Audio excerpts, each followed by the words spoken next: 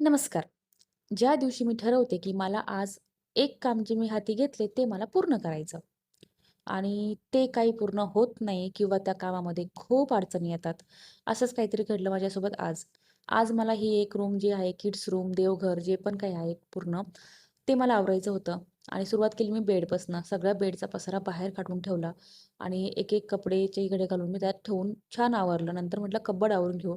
तोपर्यंत स्कूलमधनं फोन आला, की आज प्रियांशला पिक करायला मलाच जावं लागेल, कारण बस येणार नव्हती. म्हणून मग काय म्हटलं चला अर्धं काम तर झालंच आहे. सो ते काम मी बाकीचं तसंच ठेवून दिलं. ते काही मी जास्त काढलं नाही. नंतर मी घरातली बाकीची राहिलेली कामं करून घेतली. सगळं झाडून पुसून वगैरे केलं आणि आज लंच मस्त छोले आणि पुडी करायचं होतं. कारण इशिका पण आज जेवायला घरी येणार होती. सगळं आवरून घेतलं, अंघोळ वगैरे झाली, मस्त असे छोले बनवले.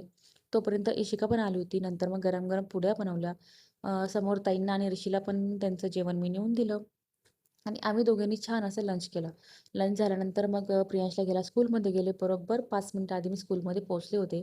कारण 2:20ला स्कूल सुटते आणि मी घरातनंच लगभग 2 वाजता निघाले आणि जायला कमीत कमी 15 मिनिटं लागतातच. त्याला घेऊन घरी आले. आल्यानंतर त्याला जेवायला दिलं आणि आम्ही दोघींनी मस्त अशी कोल्ड कॉफी एन्जॉय केली. इशिका घरी गेल्यानंतर रात्री छान अशी घरातली कामं आवरून घेतली. सगळं किचन वगैरे सेट केलं.